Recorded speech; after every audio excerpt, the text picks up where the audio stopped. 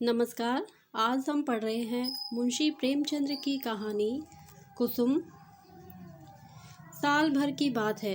एक दिन शाम को हवा खाने जा रहा था कि महाशय नवीन से मुलाकात हो गई। मेरे पुराने दोस्त हैं, बड़े बेतकल्लुफ़ और मन चले। आगरे में मकान है, अच्छे कवि हैं। उनके कवि समाज में कई बार शरीक हो चुका हूँ। ऐसा कविता का उपासक मैंने नहीं देखा। पेशा तो वकालत, पर डूबे रहते हैं काव्य चिंतन में। आदमी ज़हीन है, मुकदमा सामने आया और उसकी तह तक पहुंच गए, इसलिए कभी कभी मुकदमे मिल जाते हैं, लेकिन कचहरी के बाहर अदालत या मुकदमे की चर्चा उनके लिए निषिद्ध है। अदालत की चार दीवारी के अंदर 4-5 घंटे वह वकील होते हैं। चार दीवारी के बाहर निकलते ही कवि हैं सिर से पांव तक। जब देखिए कवि मंडल जमा है, कवि चर्चा हो रही है, रचनाएं सुन रहे हैं, मस्त हो कर झूम रहे हैं और अपनी रचना सुनाते समय तो उन पर एक तल्लीनता सी छा जाती है। कंठ स्वर भी इतना मधुर है कि उनके पद वाण की तरह सीधे कलेजे में उतर जाते हैं। आध्यात्म में माधुर्य की सृष्टि करना, निर्गुण में सगुण की बहार दिखाना उनकी रचनाओं की विशेषता है। जब वह लखनऊ आते हैं, मुझे पहले सूचना दे दिया करते हैं। आज उन्हें अनायास लखनऊ में देखकर मुझे आश्चर्य हुआ। आप यहाँ कैसे? कुशल तो हैं? मुझे आने की सूचना तक ना दी। बोले, भाईजान एक जंजाल में फंस गया हूँ। आपको सूचित करने का समय ना था। फिर आपके घर को मैं अपना घर समझता हूँ। इस तकल्लुफ़ की क्या ज़रूरत है कि आप मेरे लिए कोई विशेष प्रबंध करें। मैं एक ज़रूरी मामले में आपको कष्ट देने आया हूँ। इस वक्त की सैर को स्थगित कीजिए और चलकर मेरी विपत्ति कथा सुनिए। मैंने घबराकर कहा, आपने तो मुझे चिंता में डाल दिया। आप और विपत्ति कथा, मेरे तो प्राण सूखे जाते हैं। घर चलिए, चित्त शांत हो तो सुनाऊं। बाल बच्चे तो अच्छी तरह हैं? हाँ, सब अच्छी तरह हैं, वैसी कोई बात नहीं है। तो चलिए रेस्टोरेंट में कुछ जलपान तो कर लीजिए। नहीं भाई, इस वक्त मुझे जलपान नहीं सूझता। हम दोनों घर की ओर चले। घर पहुंचकर उनका हाथ मुंह धुलाया, शरबत पिलाया। इलायची पान खाकर उन्होंने अपनी विपत्ति कथा सुनानी शुरू की। कुसुम के विवाह में आप गए ही थे, उसके पहले भी आपने उसे देखा था। मेरा विचार है कि किसी सरल प्रकृति के युवक को आकर्षित करने के लिए जिन गुणों की ज़रूरत है वह सब उसमें मौजूद हैं। आपका क्या ख्याल है? मैंने तत्परता से कहा, मैं आपसे कहीं ज़्यादा कुसुम का प्रशंसक हूँ। ऐसी लज्जाशील, सुघड़, सलीकेदार और विनोदिनी बालिका मैंने दूसरी नहीं देखी। महाशय नवीन ने करुण स्वर में कहा। वही कुसुम आज अपने पति के निर्दय व्यवहार के कारण रो रो कर प्राण दे रही है।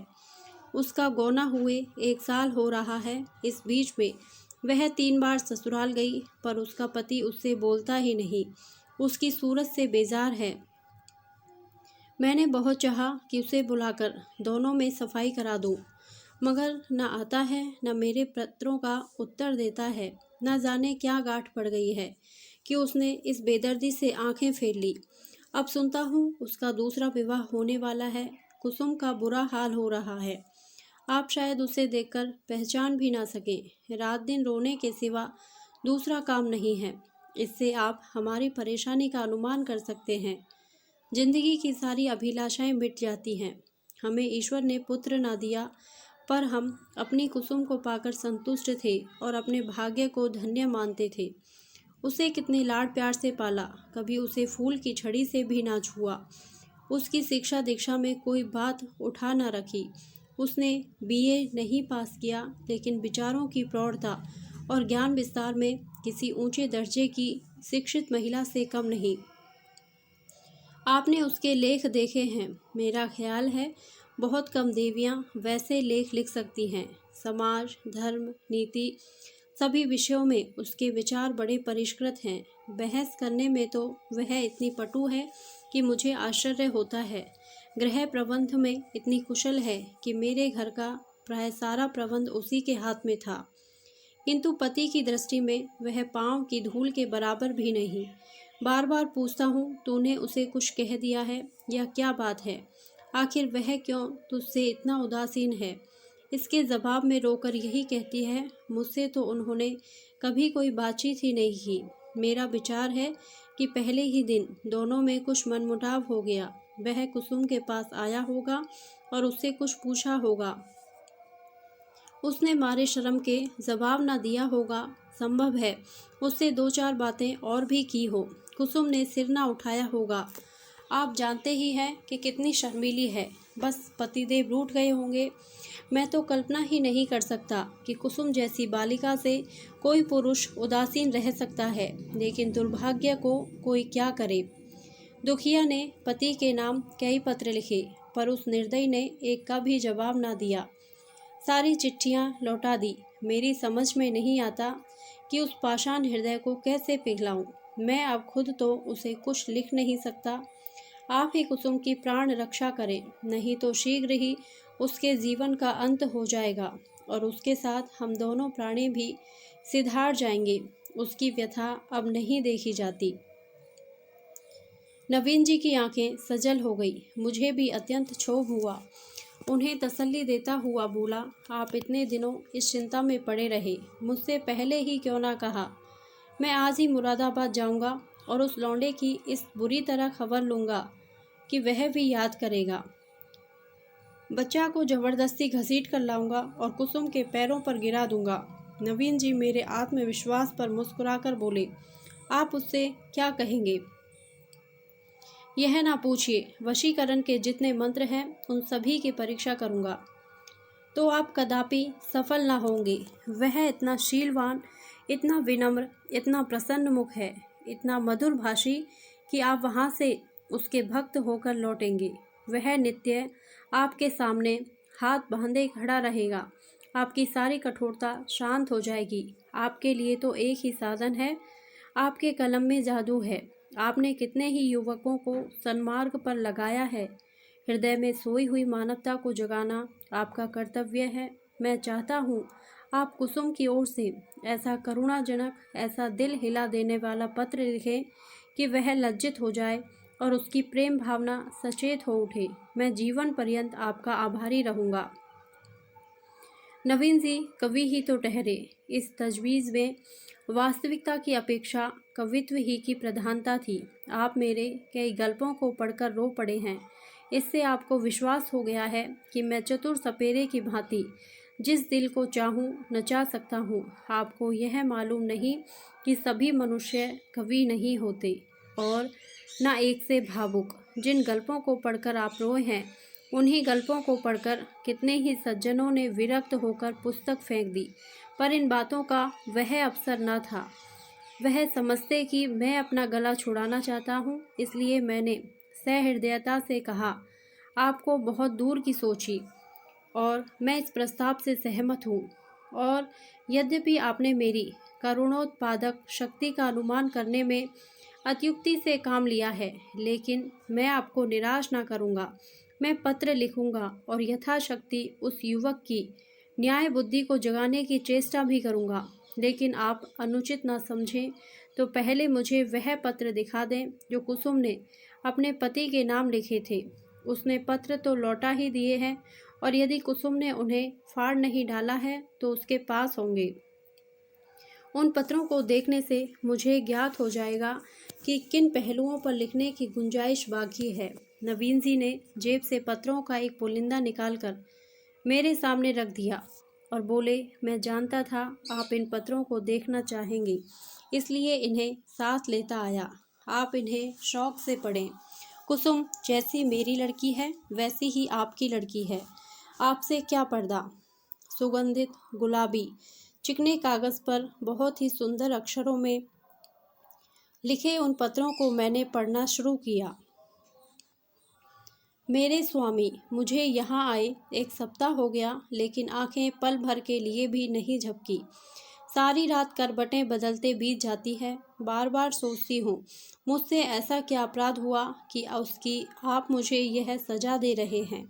आप मुझे झिड़कें, घुड़कें, कोसें, इच्छा हो तो मेरे कान भी पकड़ें, मैं इन सभी सजाओं को सहर्ष सह लूँगी, लेकिन यह निष्ठुरता नहीं सही जाती।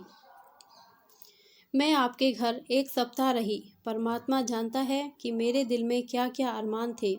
मैंने कितनी बार चाहा कि आपसे कुछ पूछूं, आपसे अपने अपराधों को क्षमा कराऊं, लेकिन आप मेरी परछाई से भी दूर भागते थे। मुझे कोई अवसर ना मिला। आपको याद होगा कि जब दोपहर को सारा घर सो जाता था तो मैं आपके कमरे में जाती थी और घंटों सिर झुकाए खड़ी रहती, पर आपने कभी आंख उठाकर ना देखा। उस वक्त मेरे मन की क्या दशा होती थी, इसका कदाचित आप अनुमान न कर सकेंगे। मेरी जैसी अभागनी स्त्रियां इसका कुछ अंदाज कर सकती हैं। मैंने अपनी सहेलियों से उनकी सुहाग रात की कथाएं सुन सुनकर अपनी कल्पना में सुखों का जो स्वर्ग बनाया था, उसे आपने कितनी निर्दयता से नष्ट कर दिया। मैं आपसे पूछती हूँ, क्या आपके ऊपर मेरा कोई अधिकार नहीं है? अदालत भी किसी अपराधी को दंड देती है तो उस पर कोई ना कोई अभियोग लगाती है, गवाहियाँ लेती है, उनका बयान सुनती है। आपने तो कुछ पूछा ही नहीं। मुझे अपनी खता मालूम हो जाती तो आगे के लिए सचेत हो जाती। आपके चरणों पर गिरकर कहती, मुझे क्षमा दान दो। मैं शपथ पूर्वक कहती हूँ, मुझे कुछ नहीं मालूम।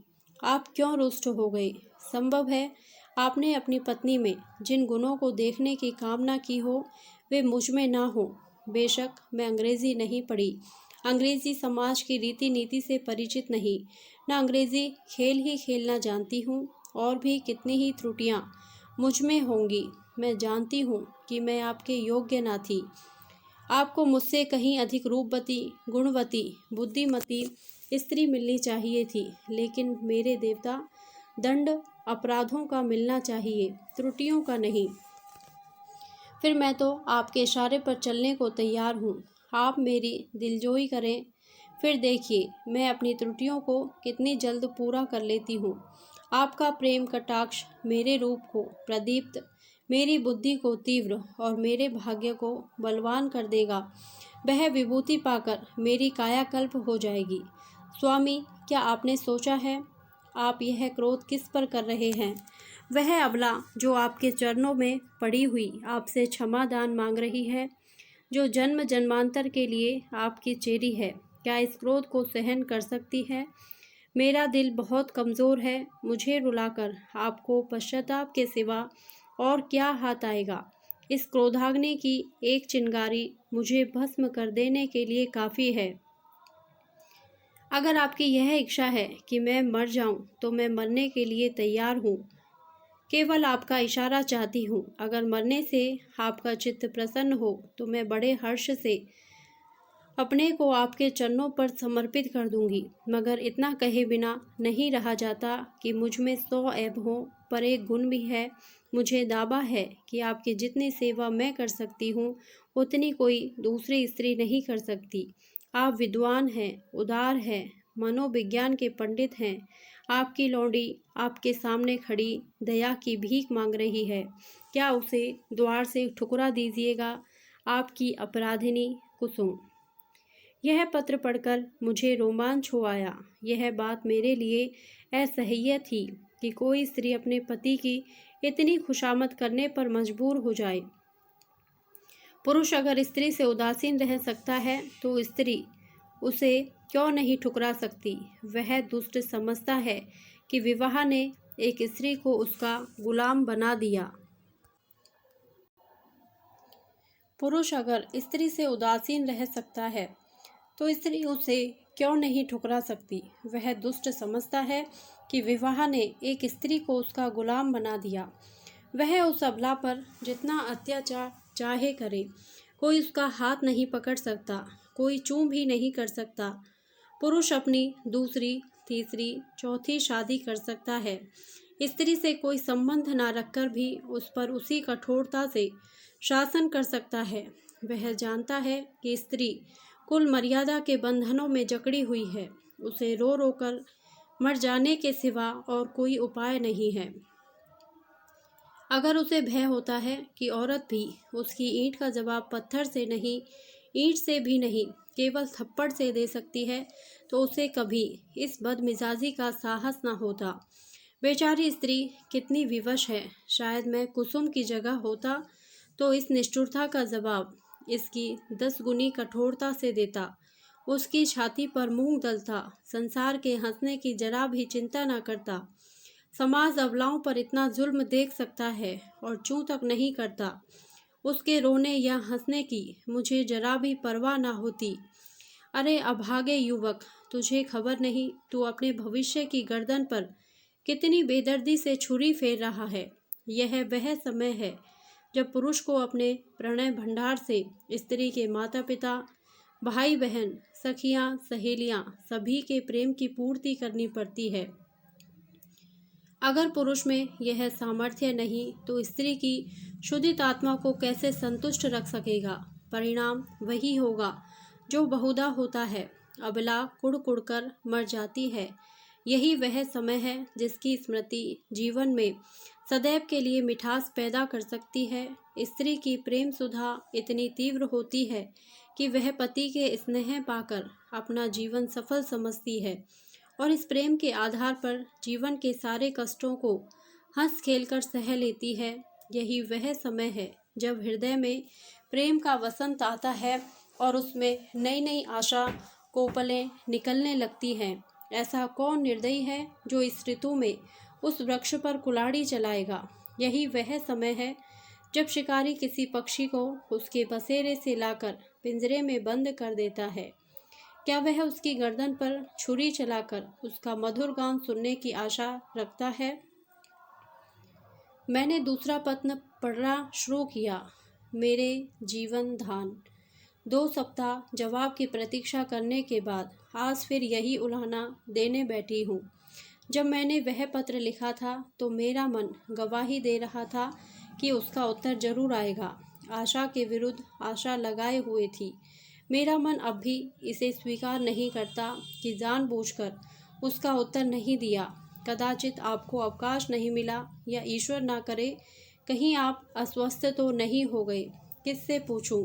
इस विचार से ही मेरा हृदय कांप रहा है। मेरी ईश्वर से यही प्रार्थना है कि आप प्रसन्न और स्वस्थ हो। पत्र मुझे ना लिखे ना सही, रोकर चुप ही तो हो जाऊंगी। आपको ईश्वर का वास्ता है, अगर आपको किसी प्रकार का कष्ट हो तो मुझे तुरंत पत्र लिखिए। मैं किसी को साथ लेकर आ जाऊंगी। मर्यादा और परिपाटी के बंधनों से मेरा जी घबराता है।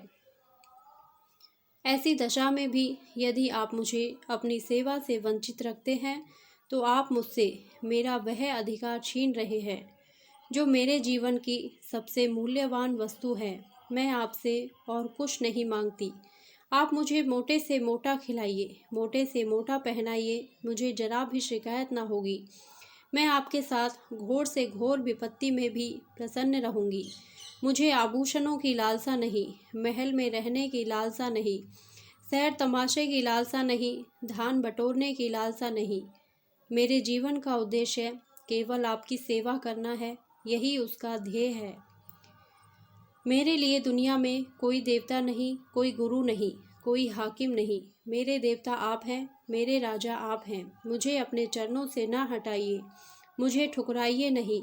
मैं सेवा और प्रेम के फूल लिए, कर्तव्य और व्रत की भेंट अंचल में सजाए आपकी सेवा में आई हूँ। मुझे इस भेंट को, इन फूलों को अपने चरणों पर रखने दीजिए। उपासक का काम तो पूजा करना है, देवता उसकी पूजा स्वीकार करता है या नहीं, यह सोचना उसका धर्म नहीं। मेरे सिरताज, शायद आपको पता नहीं आजकल मेरी क्या दशा है। यदि मालूम होता तो आप इस निष्ठुरता का व्यवहार न करते। आप पुरुष हैं, आपके हृदय में दया है, सहानुभूति है, उदारता है। मैं विश्वास नहीं कर सकती कि आप मुझे जैसी नाचीज पर क्रोध कर सकते हैं। मैं आपकी दया के योग्य हूँ। कितनी दुर्बल, कितनी अपंग, कितनी बेजवान। आप सूर्य हैं, मैं अणु हूँ। आप अग्नि हैं, मैं तृण हूँ। आप राजा हैं, मैं भिखारिन हूँ। क्रोध तो बराबर वालों पर करना चाहिए। मैं भला आपके क्रोध का आघात कैसे सह सकती हूँ। अगर आप समझते हैं कि मैं आपकी सेवा के योग्य नहीं हूँ तो मुझे अपने हाथों से विष का प्याला दे दीजिए। मैं उसे सुधा समझकर सिर और आँखों से लगाऊंगी और आँखें बंद करके पी जाऊंगी। जब जीवन आपकी भेंट हो गया तो आप मारें या जिलाएं, यह आपकी इच्छा है।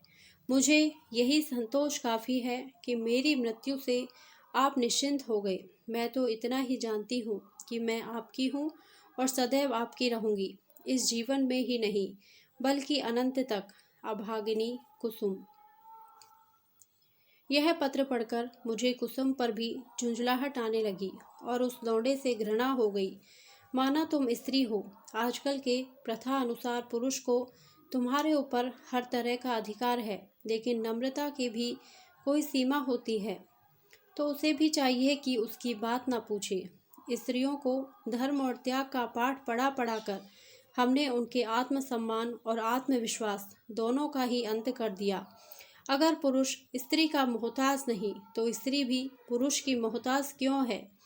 ईश्वर ने पुरुष को हाथ दिए हैं तो क्या स्त्री को उससे वंचित रखा है? पुरुष के पास बुद्धि है तो क्या स्त्री अबोधा है?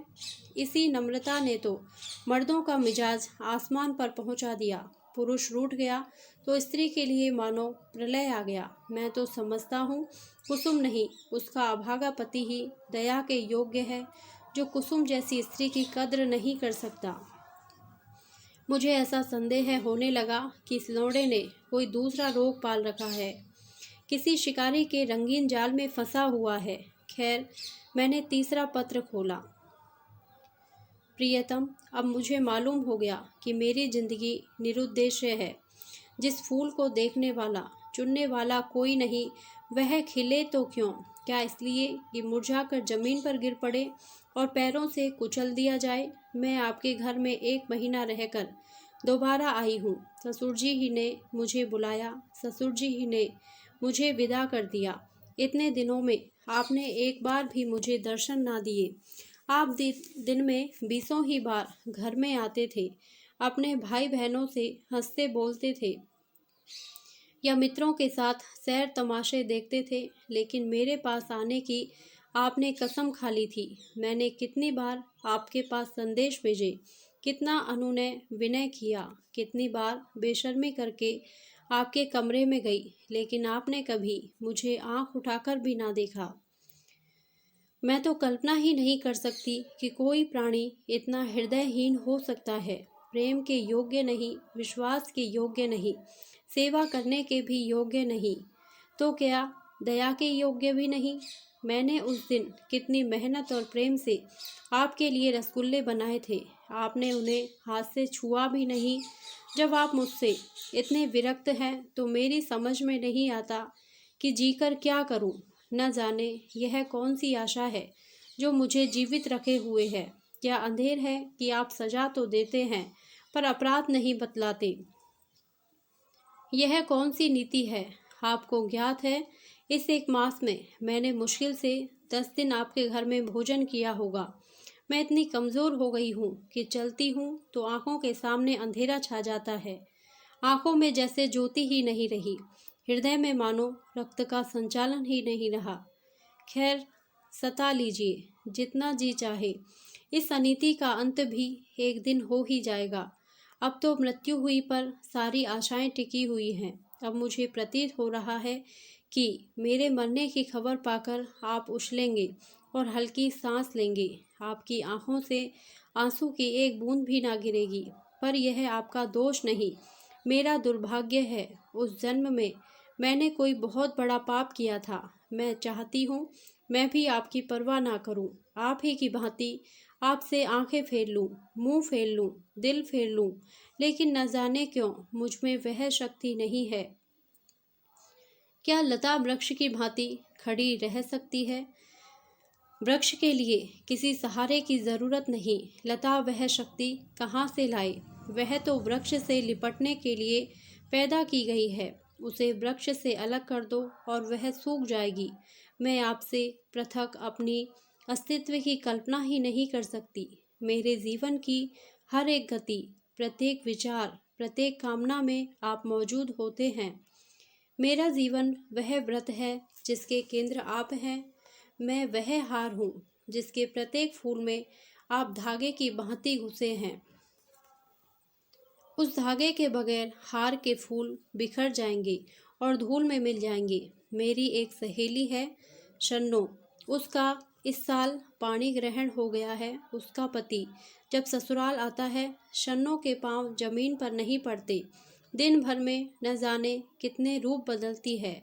मुख कमल खिल जाता है, उल्लास संभाले नहीं संभलता, उसे बिखेरती लुटाती चलती है हम जैसे अभागों के लिए। जब आकर मेरे गले से लिपट जाती है तो हर्ष और उन्माद की वर्षा से जैसे मैं लथपथ हो जाती हूँ। दोनों अनुराग से मतवाले हो रहे हैं। उनके पास धन नहीं है, जायदाद नहीं है, मगर अपनी दरिद्रता में ही मगन है। इस अखंड प्रेम का एक क्षण, उसकी तुलना में संसार की कौन सी वस्तु रखी जा सकती है। मैं जानती हूँ यह रंगरेलियाँ और बेफिक्रियाँ बहुत दिन न रहेंगी। जीवन की चिंताएं और दुराशाएं उन्हें भी परास्त कर देंगी, लेकिन ये मधुर स्मृतियाँ संचित धान की भांति अंत तक उन्हें सहारा देती रहेंगी। प्रेम में भीगी हुई सूखी रोटियाँ, प्रेम में रंगे हुए मोटे कपड़े और प्रेम के प्रकाश से आलोकित छोटी सी कोठरी अपनी इस विपन्नता में भी वह स्वाद, वह शोभा और वह विश्राम रखती है जो शायद देवताओं को स्वर्ग में भी नसीब नहीं। जब शन्नो का पति अपने घर चला जाता है तो वह दुखिया किस तरह फूट फूट कर रोती है कि मेरा हृदय गदगद हो जाता है। उसके पत्र आ जाते हैं तो मानो उसे कोई विभूति मिल जाती है। उसके रोने में भी, उसकी विफलताओं में भी, उसके उपालंबों में भी एक स्वाद है, एक रस है। उसके आंसू व्यग्रता और विह्वलता के हैं, मेरे आंसू निराशा और दुख के। उसकी व्याकुलता में प्रतीक्षा और उल्लास है, मेरी व्याकुलता में दैन्य और परवशता। उसके उपालंब में अधिकार और ममता है, मेरे उपालंब में भग्नता और रुदन। पत्र लंबा हुआ जाता है और दिल का बोझ हल्का नहीं होता। भयंकर गर्मी पड़ रही है। दादा मुझे मसूरी ले जाने का विचार कर रहे हैं। मेरी दुर्बलता से उन्हें टीबी का संदेह हो रहा है। वह नहीं जानते कि मेरे लिए मसूरी नहीं, स्वर्ग भी काल कोठरी है। अभागिन कुसुम। मेरे पत्थर के देवता कल मसूरी से लौट आई। लोग कहते हैं बड़ा स्वास्थ्यवर्धक और रमणीक स्थान है होगा। मैं तो एक दिन भी कमरे से नहीं निकली। भग्न हृदयों के लिए संसार सूना है। मैंने रात एक बड़े मजे का सपना देखा, बतलाऊं? पर क्या फ़ायदा, न जाने क्यों मैं अब भी मौत से डरती हूँ।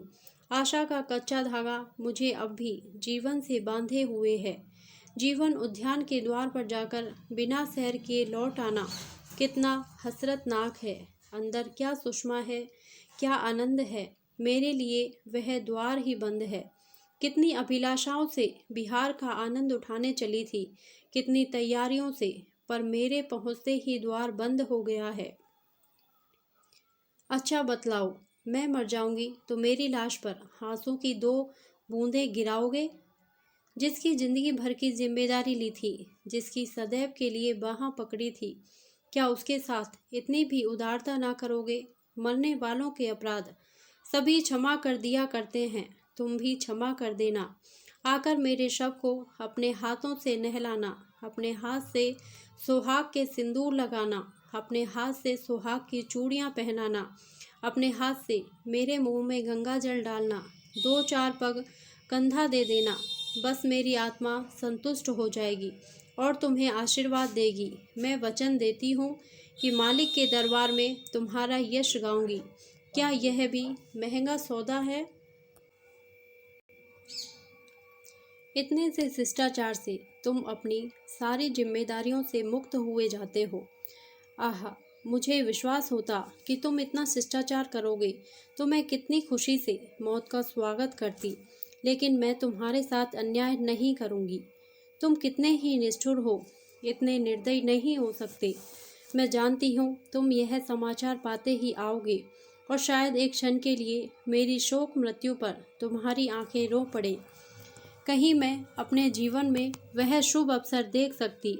अच्छा, क्या मैं एक प्रश्न पूछ सकती हूँ? नाराज ना होना। क्या मेरी जगह किसी और सौभाग्यवती ने ले ली है? अगर ऐसा है तो बधाई। जरा उसका चित्र मेरे पास भेज देना। मैं उसकी पूजा करूँगी, उसके चरणों पर शीश नवाऊंगी। मैं जिस देवता को प्रसन्न ना कर सकी, उसी देवता से उसने वरदान प्राप्त कर लिया। ऐसी सौभाग्य के तो चरण धो धोकर पीने चाहिए। मेरी हार्दिक इच्छा है कि तुम उसके साथ सुखी रहो। यदि मैं उस देवी की कुछ सेवा कर सकती, अपरोक्ष ना सही परोक्ष रूप से ही तुम्हारे कुछ काम आ सकती। अब मुझे केवल उसका शुभ नाम और स्थान बता दो। मैं सिर के बल दौड़ी हुई उसके पास जाऊंगी और कहूंगी, देवी, तुम्हारी लौंडी हूँ, इसलिए कि तुम मेरे स्वामी की प्रेमिका हो। मुझे अपने चरणों में शरण दो। मैं तुम्हारे लिए फूलों की सेज बिछाऊंगी, तुम्हारी मांग मोतियों से भरूंगी, तुम्हारी एड़ियों में महावर रचाऊंगी और यह मेरे जीवन की साधना होगी। यह ना समझना कि मैं जलूंगी या कुड़ूंगी। जलन तब होती है जब कोई मुझसे मेरी वस्तु छीन रहा हो। जिस वस्तु को अपना समझने का मुझे कभी सौभाग्य ना हुआ, उसके लिए मुझे जलन क्यों हो? अभी बहुत कोश लिखना था, लेकिन डॉक्टर साहब आ गए हैं। बेचारा हृदय दाह को टीबी समझ रहा है। दुख की सताई हुई कुसुम। इन दोनों पत्रों ने धैर्य का प्याला भर दिया। मैं बहुत ही आवेशहीन आदमी हूँ। भावुकता मुझे छू भी नहीं गई। अधिकांश कलाविदों की भांति मैं भी शब्दों से आंदोलित नहीं होता। क्या वस्तु दिल से निकलती है?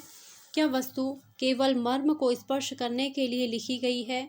यह भेद बहुधा मेरे साहित्यिक आनंद में बाधक हो जाता है। लेकिन इन पत्रों ने मुझे आपे से बाहर कर दिया। एक स्थान पर तो सचमुच मेरी आंखें भर आई। यह भावना कितनी वेदनापूर्ण थी कि वही बालिका जिस पर माता पिता प्राण छिड़कते रहते थे, विवाह होते ही इतनी विपदग्रस्त हो जाए। विवाह क्या हुआ, मानो उसकी चिता बनी या उसकी मौत का परवाना लिखा गया। इसमें संदेह नहीं कि ऐसी वैवाहिक दुर्घटनाएं कम होती हैं, लेकिन समाज की वर्तमान दशा में उनकी संभावना बनी रहती है। जब तक स्त्री पुरुष के अधिकार समान न होंगे, ऐसे आघात नित्य होते रहेंगे। दुर्बल को सताना कदाचित प्राणियों का स्वभाव है। काटने वाले कुत्तों से लोग दूर भागते हैं। सीधे कुत्ते पर बाल वृंद विनोद के लिए पत्थर फेंकते हैं। तुम्हारे दो नौकर एक ही श्रेणी के हों, उनमें कभी झगड़ा ना होगा, लेकिन आज उनमें से एक को अफसर और दूसरे को उसका मातहत बना दो। फिर देखो अफसर साहब अपने मातहत पर कितना रौब जमाते हैं। सुखमय दाम्पत्य की नींव अधिकार साम्य ही पर रखी जा सकती है। इस वैषम्य में प्रेम का निवास हो सकता है। मुझे तो इसमें संदेह है कि हम आज जिसे स्त्री पुरुषों में प्रेम कहते हैं, वह वही प्रेम है जो स्वामी को अपने पशु से होता है। पशु सिर झुकाए काम किए चला जाए, स्वामी उसे भूसा और खली भी देगा और उसकी देह भी सहलाएगा, उसे आभूषण भी पहनाएगा। लेकिन जानवर ने जरा चाल धीमी की, जरा गर्दन टेढ़ी की कि मालिक का चाबुक पीठ पर पड़ा। इसे प्रेम नहीं कहते। खैर, मैंने 5वां पत्र खोला। जैसा मुझे विश्वास था, आपने मेरे पिछले पत्र का भी उत्तर ना दिया। इसका खुला हुआ अर्थ है कि आपने मुझे परित्याग करने का संकल्प कर लिया है। जैसी आपकी इच्छा। पुरुष के लिए स्त्री पाँव की जूती है, स्त्री के लिए तो पुरुष देवतुल्य है, बल्कि देवता से भी बढ़कर। विवेक का उदय होते ही वह पति की कल्पना करने लगती है। मैंने भी वही किया। जिस समय मैं गुड़िया खेलती थी, उसी समय आपने गुड्डे के रूप में मेरे मनोदेश में प्रवेश किया।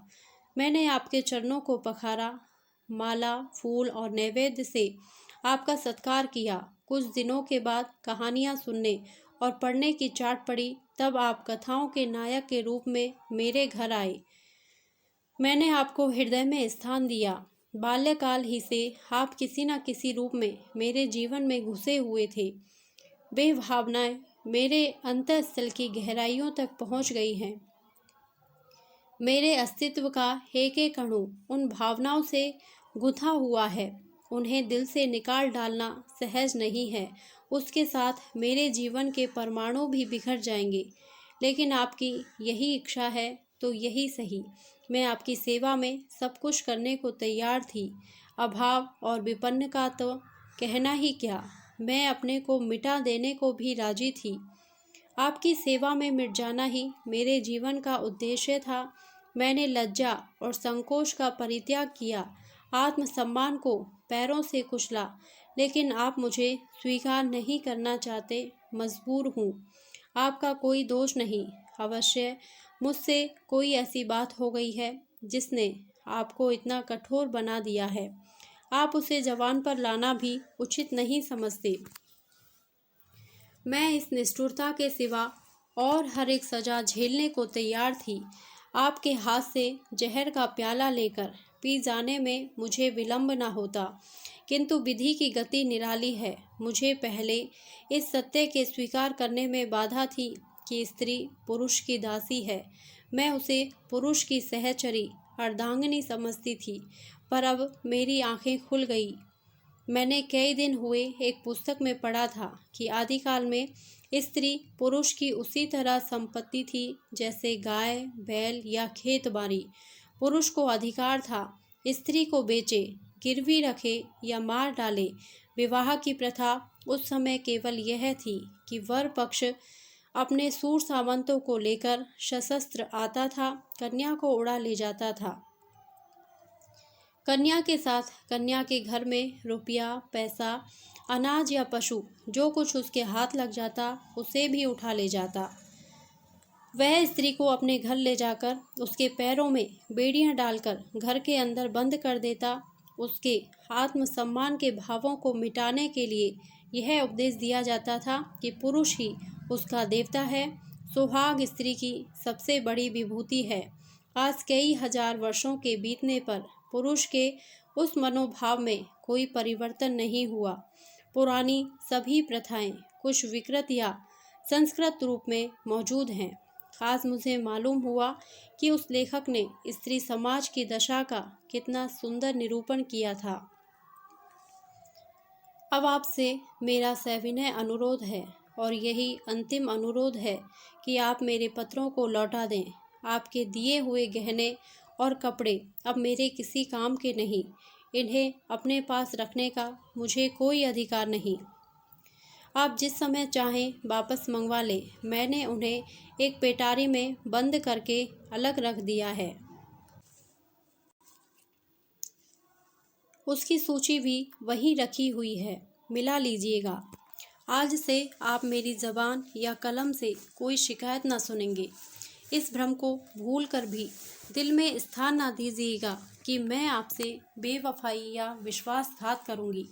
मैं इसी घर में कुड़ कर मर जाऊंगी, पर आपकी ओर से मेरा मन कभी मैला न होगा।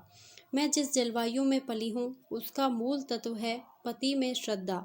ईर्ष्या या जलन भी उस भावना को मेरे दिल से नहीं निकाल सकती। मैं आपकी कुल मर्यादा की रक्षिका हूँ। उस अमानत में जीते जी खनायत ना करूँगी। अगर मेरे बस में होता तो मैं उसे भी वापस कर देती, लेकिन यहाँ मैं भी मजबूर हूँ और आप भी मजबूर हैं। मेरी ईश्वर से यही विनती है कि आप जहाँ रहें कुशल से रहें। जीवन में मुझे सबसे कटु अनुभव जो हुआ वह यही कि नारी जीवन अधम है अपने लिए, अपने माता पिता के लिए, अपने पति के लिए। उसकी कदर न माता के घर में है न पति के घर में। मेरा घर शोकागार बना हुआ है। अम्मा रो रही हैं, दादा रो रहे हैं, कुटुंब के लोग रो रहे हैं। एक मेरी जात से लोगों को कितनी मानसिक वेदना हो रही है। कदाचित वे सोचते होंगे यह कन्या कुल में ना आती तो अच्छा होता। मगर सारी दुनिया एक तरफ हो जाए, आपके ऊपर विजय नहीं पा सकती। आप मेरे प्रभु हैं, आपका फैसला अटल है, उसकी कहीं अपील नहीं, कहीं फरियाद नहीं। खैर, आज से यह कांड समाप्त हुआ। अब मैं हूँ और मेरा दलित भग्न हृदय। हसरत यही है कि आपकी कुछ सेवा न कर सकी। अभागिनी कुसुम। मालूम नहीं मैं कितनी देर तक मूक वेदना की दशा में बैठा रहा कि महाशय नवीन बोले, आपने इन पत्रों को पढ़कर क्या निश्चय किया? मैंने रोते हुए हृदय से कहा, अगर इन पत्रों ने उस नर पिशाच के दिल पर कोई असर न किया तो मेरा पत्र भला क्या असर करेगा? इससे अधिक करुणा और वेदना मेरी शक्ति के बाहर है। ऐसा कौन सा धार्मिक भाव है जिसे इन पत्रों में स्पर्श ना किया गया हो? दया, लज्जा, तिरस्कार, न्याय, मेरे विचार में तो कुसुम ने कोई पहलू नहीं छोड़ा। मेरे लिए अब यही अंतिम उपाय है कि उस शैतान के सिर पर सवार हो जाऊं और उससे मुंह दर मुंह बातें करके इस समस्या की तह तक पहुंचने की चेष्टा करूं। अगर उसने मुझे कोई संतोषप्रद उत्तर ना दिया तो मैं उसका और अपना खून एक कर दूंगा। या तो मुझी को फांसी होगी या वही काले पानी जाएगा। कुसुम ने जिस धैर्य और साहस से काम लिया है वह सराहनीय है। आप उसे सांत्वना दीजिएगा। मैं आज रात की गाड़ी से मुरादाबाद जाऊंगा और परसों तक जैसी कुछ परिस्थिति होगी उसकी आपको सूचना दूंगा। मुझे तो यह कोई चरित्रहीन और बुद्धिहीन युवक मालूम होता है। मैं उस बहक में जाने क्या क्या बकता रहा। इसके बाद हम दोनों भोजन करके स्टेशन चले। वह आगरे गए। मैंने मुरादाबाद का रास्ता लिया। उनके प्राण अब भी सूखे जाते थे कि क्रोध के आवेश में कोई पागलपन ना कर बैठूं। मेरे बहुत समझाने पर उनका चित्त शांत हुआ। मैं प्रातःकाल मुरादाबाद पहुंचा और जांच शुरू कर दी। इस युवक के चरित्र के विषय में मुझे जो संदेह था वह गलत निकला। मोहल्ले में, कॉलेज में, उसके इष्ट मित्रों में सभी उसके प्रशंसक थे। अंधेरा और गहरा होता हुआ जान पड़ा। संध्या समय मैं उसके घर जा पहुंचा। जिस निष्कपट भाव से वह दौड़कर मेरे पैरों पर झुका वह मैं नहीं भूल सकता। ऐसा वाक्चतुर, ऐसा सुशील और विनीत युवक मैंने नहीं देखा। बाहर और भीतर में इतना आकाश पाताल का अंतर मैंने कभी ना देखा था। मैंने कुशल क्षेम और शिष्टाचार के 2-4 वाक्यों के बाद पूछा, तुमसे मिलकर चित्त प्रसन्न हुआ, लेकिन आखिर कुसुम ने क्या अपराध किया है जिसका तुम उसे इतना कठोर दंड दे रहे हो? उसने तुम्हारे पास कई पत्र लिखे, तुमने एक का भी उत्तर ना दिया। वह 2-3 बार यहाँ भी आई पर तुम उससे बोले तक नहीं। क्या उस निर्दोष बालिका के साथ तुम्हारा यह अन्याय नहीं है? युवक ने लज्जित भाव से कहा, बहुत अच्छा होता है कि आपने इस प्रश्न को ना उठाया होता। उसका जवाब देना मेरे लिए बहुत मुश्किल है। मैंने तो इसे आप लोगों के अनुमान पर छोड़ दिया था, लेकिन इस गलतफहमी को दूर करने के लिए मुझे विवश होकर कहना पड़ेगा। यह कहते कहते वह चुप हो गया।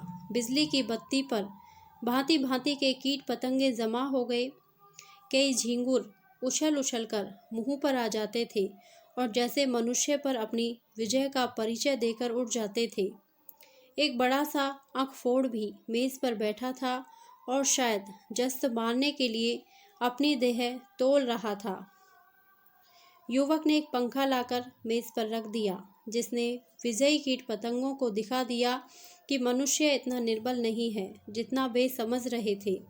एक क्षण में मैदान साफ हो गया और हमारी बातों में दखल देने वाला कोई नहीं रहा। युवक ने सकुचाते हुए कहा, संभव है आप मुझे अत्यंत लोभी, कमीना और स्वार्थी समझें, लेकिन यथार्थ यह है कि इस विवाह से मेरी वह अभिलाषा ना पूरी हुई जो मुझे प्राणों से भी प्रिय थी। मैं विवाह पर रजामंद ना था, अपने पैरों में बेड़ियां ना डालना चाहता था, किंतु जब महाशय नवीन बहुत पीछे पड़ गए और उनकी बातों से मुझे यह आशा हुई कि वह सब प्रकार से मेरी सहायता करने को तैयार हैं, तब मैं राजी हो गया, पर विवाह होने के बाद उन्होंने मेरी बात भी ना पूछी। मुझे एक पत्र भी ना लिखा कि कब तक वह मुझे विलायत भेजने का प्रबंध कर सकेंगे। हालांकि मैंने अपनी इच्छा उन पर पहले ही प्रकट कर दी थी, पर उन्होंने मुझे निराश करना ही उचित समझा। उनकी इस अकृपा ने मेरे सारे मंसूबे धूल में मिला दिए। मेरे लिए अब इसके सिवा और क्या रह गया है कि LLB पास कर लूं और कचहरी में जूती फटफटाता फिरूं। मैंने पूछा, तो आखिर तुम नवीन जी से क्या चाहते थे? लेन देन में तो उन्होंने शिकायत का कोई अवसर नहीं दिया। तुम्हें विलायत भेजने का खर्च तो शायद उनके काबू से बाहर हो। युवक ने सिर झुकाकर कहा, तो यह उन्हें पहले ही मुझसे कह देना चाहिए था। फिर मैं विवाह क्यों करता? उन्होंने चाहे कितना ही खर्च डाला हो, पर इससे मेरा क्या उपकार हुआ? दोनों तरफ से 10-12 हजार रुपये खाक में मिल गए और उनके साथ मेरी अभिलाषाएं खाक में मिल गई। पिताजी पर तो कई हजार का ऋण हो गया है। वह अब मुझे इंग्लैंड नहीं भेज सकते। क्या पूज्य नवीन जी चाहते तो मुझे इंग्लैंड ना भेज देते? उनके लिए 10-5 हजार की कोई हकीकत नहीं। मैं सन्नाटे में आ गया। मेरे मुंह से अनायास निकल गया, छी, वहाँ री दुनिया और वहाँ रे हिंदू समाज। तेरे यहाँ ऐसे ऐसे स्वार्थ के दास पड़े हुए हैं जो एक अबला का जीवन संकट में डालकर उसके पिता पर ऐसे अत्याचारपूर्ण दबाव डालकर ऊंचा पद प्राप्त करना चाहते हैं। विद्या अर्जन के लिए विदेश जाना बुरा नहीं। ईश्वर सामर्थ्य दे तो शौक से जाओ, किंतु पत्नी का परित्याग करके ससुर पर इसका भार रखना निर्लज्जता की पराकाष्ठा है। तारीफ की बात तो तब थी कि तुम अपने पुरुषार्थ से जाते। इस तरह किसी की गर्दन पर सवार होकर अपना आत्मसम्मान बेचकर गए तो क्या गए? इस पामर की दृष्टि में कुसुम का कोई मूल्य ही नहीं। वह केवल उसकी स्वार्थ सिद्धि का साधन मात्र है। ऐसे नीच प्रकृति के आदमी से कुछ तर्क करना व्यर्थ था। परिस्थिति ने हमारी चुटिया उसके हाथ में रखी थी और हमें उसके चरणों पर सिर झुकाने के सिवाय और कोई उपाय न था। दूसरी गाड़ी से मैं आगरे जा पहुंचा और नवीन जी से यह वृतांत कहा। उन बेचारे को क्या मालूम था कि यहाँ सारी जिम्मेदारी उन्हीं के सिर डाल दी गई है। यद्यपि इस मंदी ने उनकी वकालत भी ठंडी कर रखी है और वह 10-5 हजार का खर्च सुगमता से नहीं उठा सकते, लेकिन इस युवक ने उनसे इसका संकेत भी किया होता तो वह अवश्य कोई ना कोई उपाय करते। कुसुम के सिवा दूसरा उनका कौन बैठा हुआ है? उन बेचारे को तो इस बात का ज्ञान ही ना था। अतः मैंने यूं ही उनसे यह समाचार कहा तो वह बोल उठे, छी, इस जरा सी बात को इस भले आदमी ने इतना तूल दे दिया। आप आज ही उसे लिख दें कि वह जिस वक्त जहां पढ़ने के लिए जाना चाहे शौक से जा सकता है। मैं उसका सारा भार स्वीकार करता हूँ। साल भर तक निर्दयी ने कुसुम को रुला रुला कर मार डाला। घर में इसकी चर्चा हुई। कुसुम ने भी माँ से सुना। मालूम हुआ 1000 का चेक उसके पति के नाम भेजा जा रहा है, पर इस तरह जैसे किसी संकट का मोचन करने के लिए अनुष्ठान किया जा रहा हो। कुसुम ने प्रकुटी सिकोड़ कर कहा, अम्मा, दादा से कह दो कहीं रुपये भेजने की ज़रूरत नहीं। माता ने विस्मित होकर बालिका की ओर देखा। कैसे रुपये? अच्छा, वह क्यों, इसमें क्या हर्ज है? लड़के का मन है तो विलायत जाकर पढ़े, हम क्यों रोकने लगे? यूँ भी उसी का है, वो भी उसी का नाम है, हमें कौन छाती पर लाद कर ले जाना है? नहीं, आप दादा से कह दीजिए एक पाई ना भेजे। आखिर इसमें बुरा ही क्या है? इसलिए कि यह उसी तरह की डाका जनी है जैसे बदमाश लोग किया करते हैं। किसी आदमी को पकड़कर ले गए और उसके घर वालों से उसके मुक्ति धन के तौर पर अच्छी रकम ऐंठ ली। माता ने तिरस्कार की आंखों से देखा। कैसी बातें करती हो बेटी, इतने दिनों के बाद तो जाके देवता सीधे हुए हैं और तुम उन्हें फिर चिढ़ाए देती हो।